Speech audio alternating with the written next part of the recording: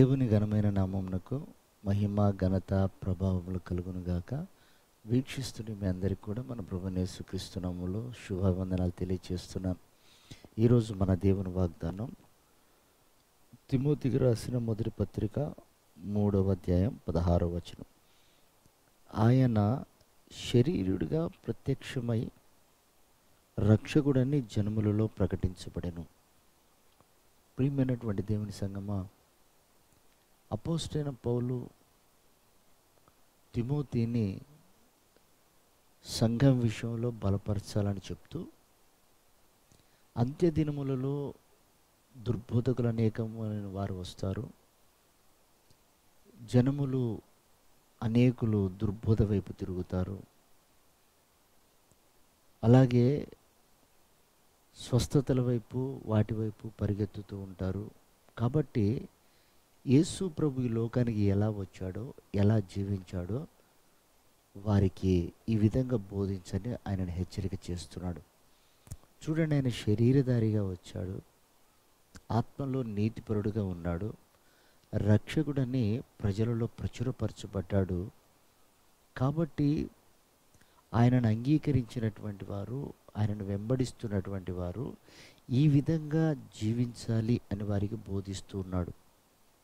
కాబట్టి ప్రియమైన దేవుని బిడ్డలారా, నిజమే ఆయన శరీరధారిగా వచ్చాడు. కాబట్టి సంఘం కూడా ఈ మట్టి దేహము మహిమ శరీరంగా మార్చబడాలి. అంటే ఆత్మచేత నడిపింపబడాలి, శరీరము ద్వారా శ్రమపరచబడాలి. అలాగే క్రీస్తు లోకానికి ఎలాగైతే ప్రత్యక్షపరచబడ్డాడో, క్రీస్తుని కలిగిన మనము ఆయన స్వభావాల చేత ప్రత్యక్షపరచబడాలి. ఇవి నేటి దినాలలో కరువైపోతూ ఉంటాయి. అంత్యదినములలో అనగా ప్రభు రాకడ సమీపిస్తున్న ఈ దినాల్లో చాలామంది దయ్యముల బోధ మీదను, అలాగే దుర్బోధల మీదను అబద్ధపు ప్రవక్తలు ఇలాంటివి జరిగిస్తూ ఉంటారు. కాబట్టి వాటికి దూరంగా ఉండండి అని పౌలు గారు ఆనాడే ప్రకటించాడు. ప్రియమైన దేవుని బిడ్డలారా, ఈ మధ్యకాలంలో మనం అనేక మంది సేవకుల విషయాలు గమనించినట్లయితే దుర్బోధలు, అలాగే కపటముతో కూడుకున్నటువంటి ప్రకటనలు, ఈ స్వస్థతలు అనే వాటి మీద మనం గమనిస్తూ ఉన్నాం. అవన్నీ కూడా అబద్ధాలని తేటతెల్లమవుతుంది.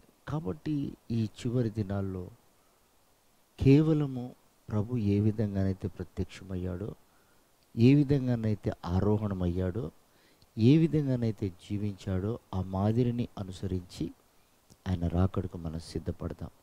ప్రభు అట్టి కృప మనందరికీ దయచేయును గాక. ఆమేన్.